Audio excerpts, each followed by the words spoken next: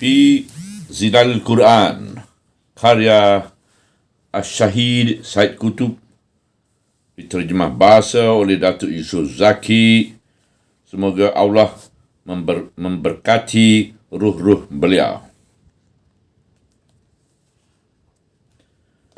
Pentafsiran ayat 177. Dasar-dasar pemikiran dan perilaku keimanan. Pada akhirnya, dengan hanya menggunakan serangkai ungkapan, Al-Quran meletakkan dasar-dasar kefahaman dan pemikiran keimanan yang betul dan dasar-dasar perilaku keimanan yang betul, serta menentukan sifat-sifat orang-orang yang benar bertakwa. Kebaktian itu bukan hanya menghalakan mukamu ke arah timur dan barat, tetapi kebaktian itu ialah mereka yang beriman pada Allah, hari akhirat, para malaikat, kitab-kitab suci, dan para nabi, dan memberi harta yang disayanginya kepada kaum kerabat, anak-anak yatim, fakir miskin, orang yang terlantar di dalam perjalanan, orang yang meminta bantuan dan membebaskan hamba abdi, dan mendirikan solat dan mengeluarkan zakat dan menunaikan janji apabila mereka berjanji, dan orang-orang yang sabar menghadapi kesempitan dan penderitaan dan sabar dalam masa peperangan. Merekalah orang-orang yang benar-benar berbakti, dan merekalah orang yang benar-benar bertakwa. Ayat 177.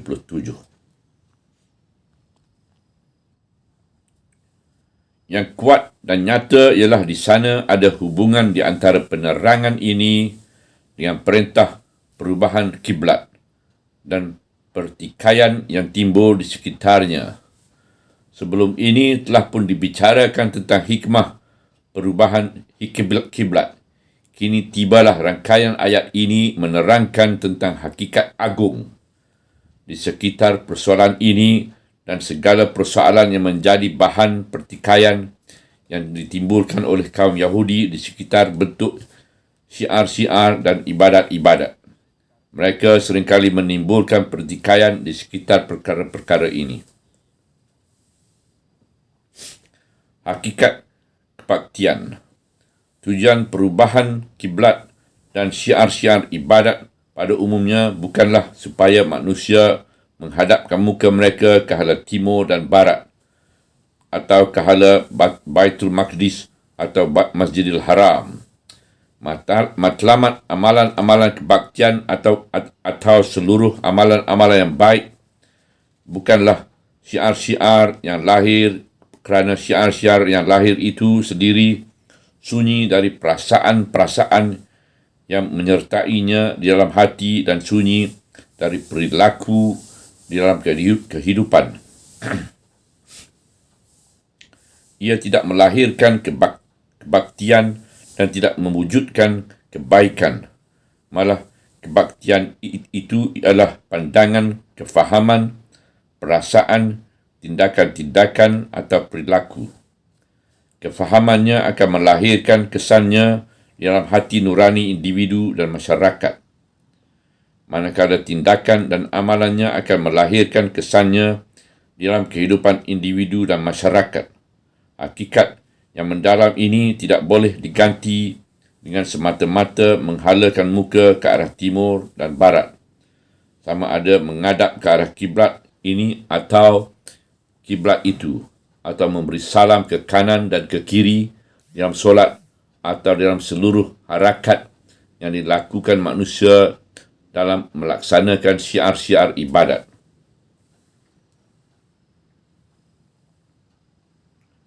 Tetapi kebaktian itu ialah mereka yang beriman kepada Allah, hari akhirat, para malaikat, kitab-kitab suci, dan para nabi, dan memberi harta yang disayangi kepada kaum kerabat, anak-anak yatim, fakir miskin, orang yang terlantar dalam perjalanan, orang yang meminta bantuan dan membebaskan hamba abdi dan mendirikan solat dan mengeluarkan zakat dan menunaikan janji apabila mereka berjanji, dan orang-orang yang sabar menghadapi kesempitan dan penderitaan dan sabar dalam masa peperangan. Merekalah orang-orang yang benar-benar berbakti dan merekalah orang-orang yang benar-benar bertakwa. Ayat 177.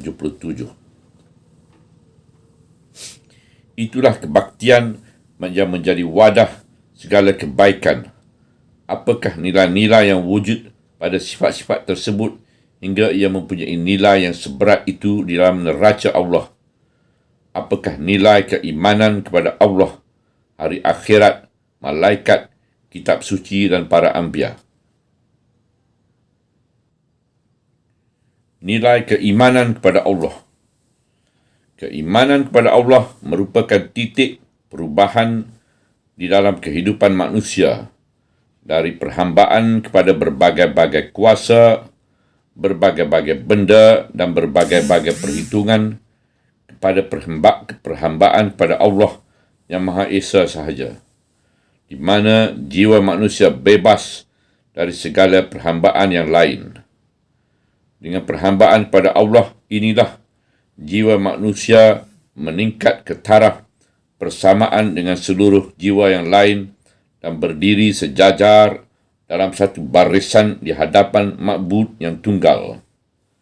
Seterusnya, dengan perhambaan kepada Allah itulah jiwa manusia meningkat mengatasi segala sesuatu dan segala perhitungan. Ia juga merupakan titik perubahan dari keadaan kelam kabut pada keadaan yang berperaturan, dari keadaan yang tidak keruan pada keadaan yang mempunyai tujuan yang tertentu, dan dari keadaan berpecah belah pada keadaan yang mempunyai tujuan yang sama. Umat manusia hidup tanpa keimanan kepada Allah yang Maha Esa tidak akan mengenal satu tujuan yang lurus dan satu matlamat yang teratur, dan tidak akan mengenal satu titik pertemuan di mana mereka dapat berkumpul di sekelilingnya dengan serius dan sama rata, sebagaimana berkumpulnya seluruh alam al-wujud ini dengan hubungan-hubungan, pertalian-pertalian, dan matlamat-matlamat yang jelas. Nilai keimanan kepada hari akhirat dan malaikat.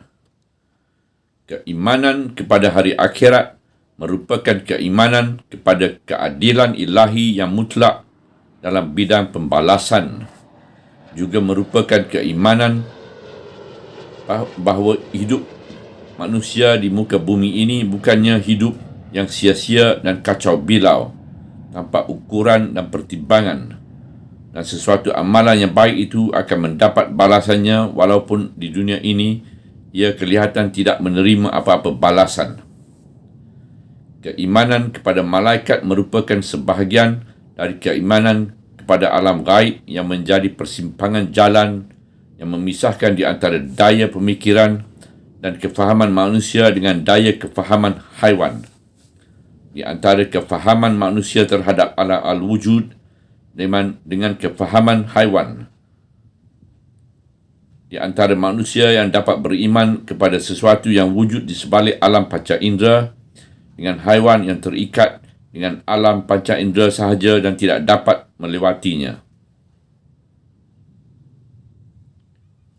Nilai keimanan kepada kitab suci dan para anbiya.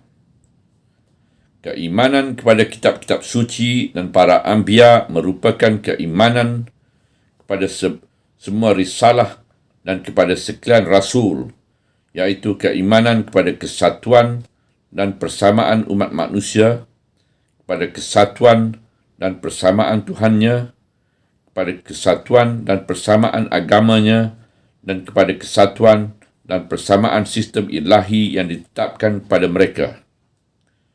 Kesedaran yang seperti ini mempunyai nilai yang besar dalam kesedaran seseorang mukmin yang mewarisi warisan para rasul dan risalah-risalah yang dibawa mereka. Apakah nilai mendermakan harta yang disayangi kepada kaum kerabat anak-anak yatim, orang-orang miskin, musafir yang terlantar, orang-orang yang meminta bantuan, dan kepada pembebasan hamba abdi. Nilai menderma harta. Nilainya ialah ia membebaskan seseorang dari belenggu, haloba, kedekut, jiwa yang lemah dan mementingkan diri. Ia membebaskan jiwa dari kesayangan kepada harta yang selalu menahan tangan dari menderma, menahan hati dari bermurah hati dan menahan jiwa dari kebebasan. Itulah nilai rohaniah yang dibayangkan oleh ayat ini dengan kata-kata harta yang disayanginya. Itulah nilai kesedaran agar seseorang itu menghulurkan tangan dan jiwanya mendermakan harta yang disayanginya. Bukan hartanya yang murah dan tidak elok. Dengan pendermaan itu, ia terbebas dari perhambaan harta yang menghinakan jiwa dan menundukkan kepala. Ia terbebas dari tamak haloba yang merendahkan darjah manusia. Itulah nilai insaniah yang agung di dalam perkiraan Islam yang sentiasa berusaha membebaskan manusia dari bisikan-bisikan jiwa mereka yang tamak dan lemah sebelum ia membebaskan mereka di dunia luar dalam lingkungan masyarakat dan perhubungannya. Karena Islam yakin bahawa orang-orang yang sanggup menjadi hamba kepada nafsu keinginan diri sendiri akan sanggup pula menjadi hamba kepada orang lain. Manakala orang-orang yang berjiwa bebas dari kongkongan nafsu keinginan diri sendiri, mereka lah orang-orang yang berjiwa bebas di dalam masyarakat. Di samping semuanya, nilai ini merupakan nilai insaniah di dalam lingkungan masyarakat mereka. Hubungan dengan kaum keluarga dalam bentuk ini dapat menegakkan kehormatan diri, kehormatan keluarga dan mengukuhkan pertalian keluarga. Keluarga merupakan intipati pertama bagi masyarakat. Oleh sebab itulah keluarga diberikan perhatian dan keutamaan yang setinggi ini. Bagi anak-anak yatim, nilai ini merupakan hubungan takaful di antara orang dewasa dengan kanak-kanak yang kecil di dalam masyarakat, di antara orang-orang yang kuat dengan orang-orang yang lemah. Ia merupakan hubungan pampasan kepada anak-anak, kanak-kanak kecil yang telah kehilangan perlindungan dan pemeliharaan dua ibu bapa. Di samping merupakan satu langkah melindungkan umat agar kanak-kanaknya tidak hidup berkeliaran dan tidak terdedah kepada kerosakan akhlak. Juga supaya mereka tidak menaruh dendam terhadap masyarakat yang tidak pernah menghulurkan kebaktian dan pembelaan kepada mereka. Bagi orang-orang miskin yang tidak mempunyai wang untuk berbelanja tetapi mengambil sikap diam dan tidak mengemis, maka nilai ini dapat memelihara kehormatan diri mereka dan menyelamatkan mereka dari kebinasaan serta menimbulkan perasaan di dalam hati mereka bahawa di sana adanya semangat membantu dan semangat takaful dalam masyarakat Islam, di mana tiada seorang pun yang diabaikan dan tidak ada satu anggota pun yang ditinggalkan terbiar. Bagi musafir-musafir yang terlantar dan terputus dari harta dan keluarga mereka, nilai ini merupakan suatu kewajipan menghulurkan bantuan di saat kesusahan dan terlantar di perjalanan tanpa keluarga, harta dan rumah tangga. Di samping itu, ia menimbulkan perasaan di dalam hati mereka bahawa seluruh manusia itu adalah keluarga mereka belaka dan seluruh negeri itu adalah tanah air yang mempertemukan suatu keluarga dengan keluarga yang lain, mempertemukan harta dengan harta yang lain, satu hubungan dengan satu hubungan yang lain, satu tempat tinggal dengan satu tempat tinggal yang lain.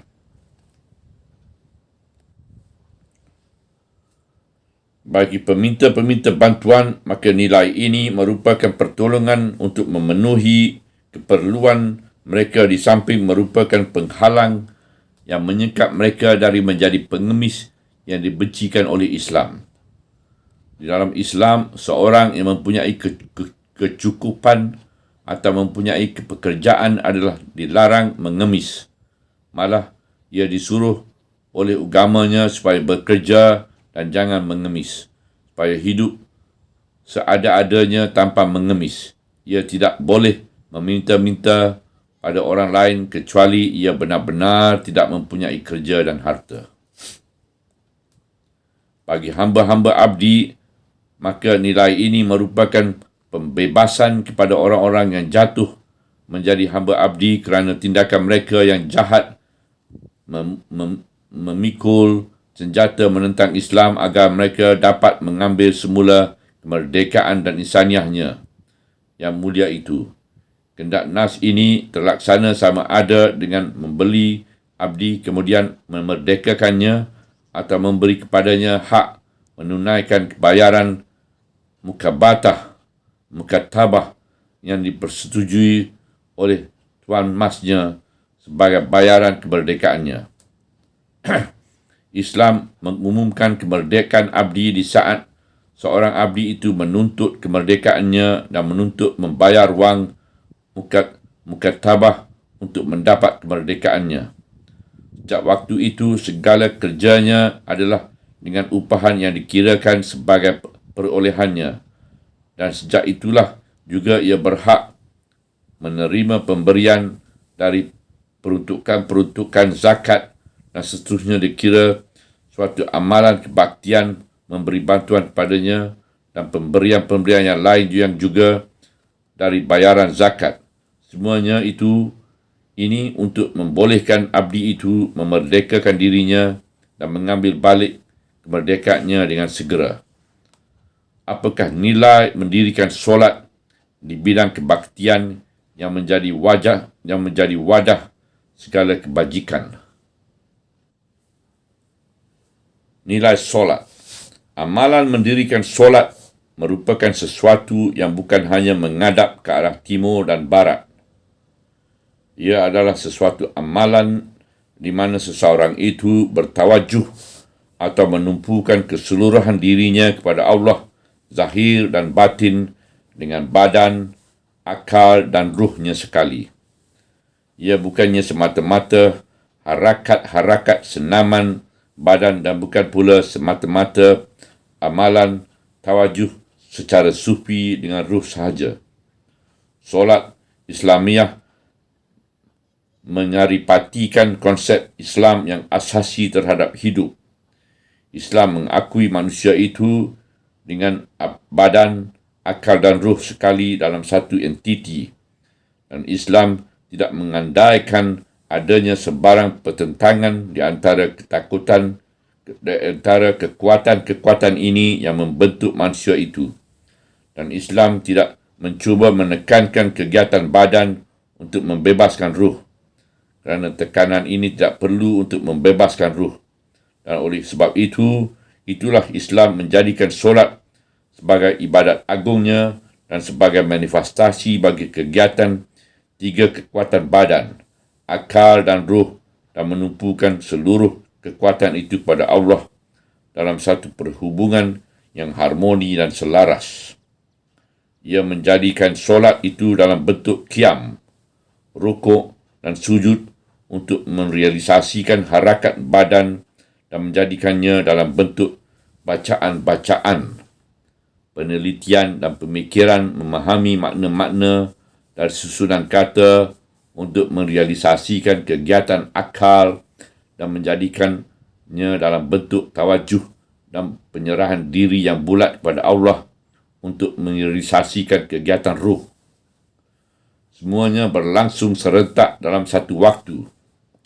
Mendirikan ibadat solat dengan bentuk yang seperti ini mengingatkan kepada seluruh gagasan Islam terhadap hidup dan merealisasikan seluruh gagasan Islam terhadap hidup dalam setiap rakaat dan setiap solat. Nilai zakat. Apakah nilai menunaikan zakat?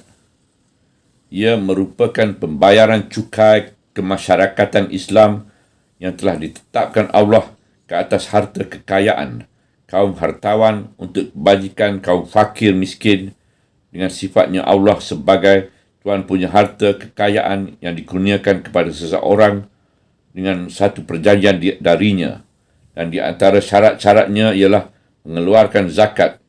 Ia disebut dalam ayat ini setelah memperkatakan tentang pendermaan harta yang disayangi kepada mereka yang disebut secara umum sebelum ini, menunjukkan bahawa pendermaan harta kekayaan kepada pihak-pihak tersebut bukanlah merupakan gantian dan penunaian zakat, dan penunaian zakat bukanlah merupakan gantian dan pendermaan harta kekayaan, kerana zakat merupakan sesuatu cukai yang diwajibkan, sedangkan pendermaan harta kekayaan merupakan pemberian sukarela yang bebas.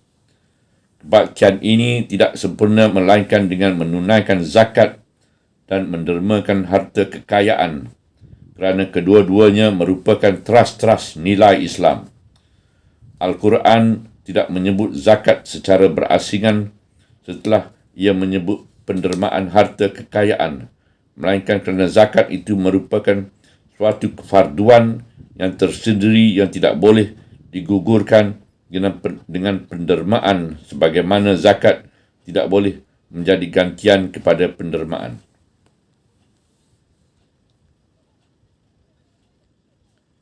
Nilai penyempurnaan janji. Apakah nilai menyempurnakan janji? Itulah sifat Islam yang amat ditekankan dan ia disebut-sebut begitu kerap dalam Al-Quran Al-Karim. Di samping itu, ia juga merupakan tanda keimanan, tanda kemanusiaan dan tanda ihsan. Ia merupakan suatu keperluan untuk mewujudkan suasana kepercayaan dan ketenteraman dalam hubungan antara individu-individu, hubungan antara kelompok-kelompok dan hubungan antara bangsa dan negara. Pada permulaannya, ia diasaskan di atas kesetiaan kepada perjanjian dengan Allah.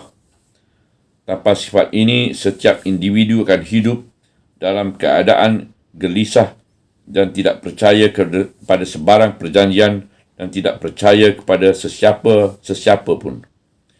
Islam telah sampai ke kemuncak kesetiaan perjanjian kepada kawan dan lawan yang tidak pernah dicapai oleh umat manusia di sepanjang sejarahnya. Dan manusia tidak sampai ke kemuncak itu melainkan dengan harakah, seruan dan hidayah Islam.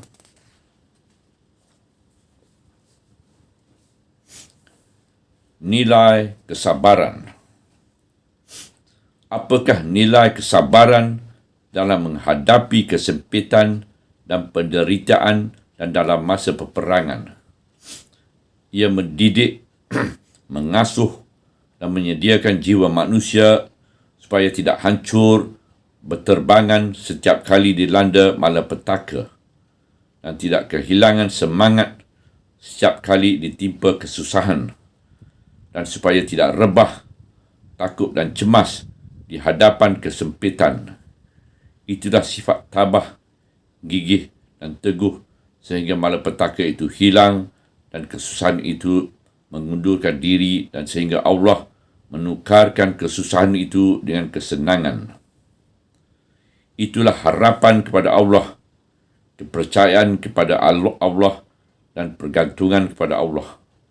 Satu umat yang ditugaskan untuk memimpin dan menerajui umat manusia dan untuk menegakkan keadilan di bumi dan menyebarkan kebaikan, pastilah bersedia untuk menghadapi segala kesulitan dan kesukaran di perjalanan dengan penuh kesabaran di masa kesempitan dan penderitaan dan di masa peperangan, iaitu bersabar dalam masa kesempitan dan kemiskinan, bersabar dalam masa kesakitan dan kelemahan, bersabar dalam masa berada dalam keadaan kesedikitan dan kekurangan, bersabar dalam masa peperangan dan menghadapi kepungan musuh, dan seterusnya bersabar di dalam segala keadaan supaya mereka dapat melaksanakan tugas mereka yang besar dan memainkan peranan mereka yang telah ditetapkan Allah dengan penuh gigih, tabah, penuh kepercayaan, ketenangan, dan kesederhanaan.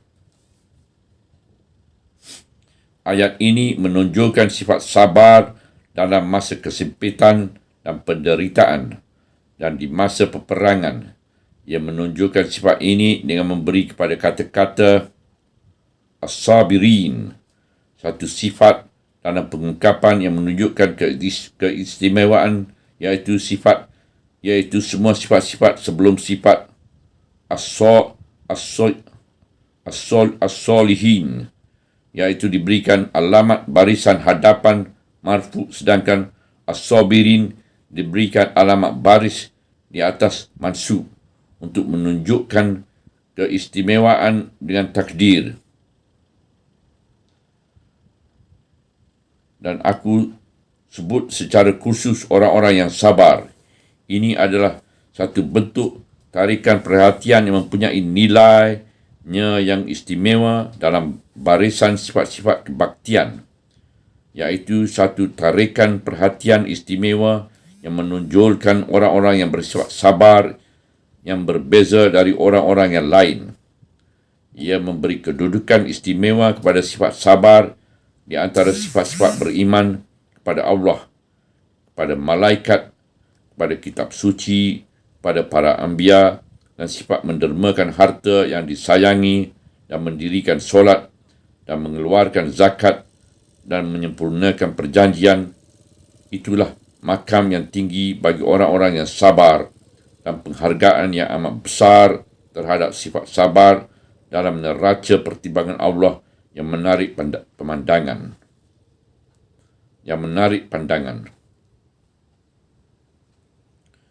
Demikianlah serangkai ayat ini mengumpulkan segala dasar akidah dan segala kewajipan diri dan harta dan menjadikan semuanya satu paduan dan kesatuan yang tidak berbelah bagi, dan menjodohkan semuanya dengan nama kebaktian atau wadah segala kebaikan atau keimanan, sebagaimana yang diterangkan dalam setengah-setengah athar. Sebenarnya itulah intipati kefahaman Islam yang sempurna dan intipati dasar-dasar sistem hidup Islam yang sepadu, dan tanpanya Islam tidak mungkin tegak dan teguh. Oleh sebab itulah ayat ini kemudian memberi ulasan terhadap mereka yang mempunyai sifat-sifat itu dengan menyifatkan mereka sebagai merekalah orang-orang yang benar berbakti dan merekalah orang-orang yang benar bertakwa. Ayat 177. Merekalah orang-orang yang menunjukkan sifat keislaman mereka yang sebenar kepada Allah. Merekalah orang-orang yang benar dalam keimanan dan kepercayaan mereka, dan merekalah orang-orang yang benar-benar menterjemahkan keimanan dan kepercayaan itu kepada pengertian-pengertian yang wujud di alam kenyataan. Merekalah orang-orang yang benar bertakwa dan takut kepada Allah serta berhubung dengannya. Merekalah orang-orang yang menunaikan kewajipan mereka terhadap Allah dengan penuh kepekaan dan kebimbangan. Dari celah-celah ayat ini, kita dapat melihat betapa tingginya kemuncak-kemuncak kemuliaan yang Allah mahu tingkatkan manusia kepadanya dengan perantaraan agama yang luhur dan lurus itu. Kemudian apabila kita melihat pula kepada gelagat-gelagat manusia yang menjauhi, memerangi dan menentang agama ini dan menentang para pendakwahnya, maka kita akan memusingkan tangan kita membayangkan rasa sedih dan hampa dan berkata seperti firman Allah, alangkah ruginya manusia. Surah Yasin ayat 30. Kemudian apabila kita merenungi sekali lagi, kita dapati rasa sedih itu hilang dan terselah harapan yang kukuh pada Allah dan keyakinan kita yang kuat bahawa sistem hidup Islam itu tidak akan tergoncang. Dan kita melihat masa depan dan di ufuk sana terpancar harapan yang cerah dan gemilang dan lambat laun setelah sekian lama menderita, manusia akan kembali kepada sistem hidup yang luhur ini dan akan bercita-cita untuk mencapai kemuncak yang gemilang itu. Kepada Allah dipohonkan pertolongan. Subhanallah, walhamdulillah, wa la ilaha illallah, wallahu akbar, wa la hawla wa la quwata illa billahil aliyyil azim, wa la hawla wa la quwata illa billahil aliyyil azim, wa la hawla wa la quwata illa billahil aliyyil azim. Ya Fattah, Ya Razak, Ya Wahab, Ya Ghani, Ya Mughni, Ya Khadim, Ya Daim, Ya Ahad, Ya Wahid, Ya Samad, Ya Rahman, Ya Rahim, Ya Hayyu, Ya Qayyum, Ya Rabb, Ya Zal Jalali wal Ikram, Ya Rabb, Ya Zal Jalali wal Ikram, Ya Rabb, Ya Zal Jalali wal Ikram.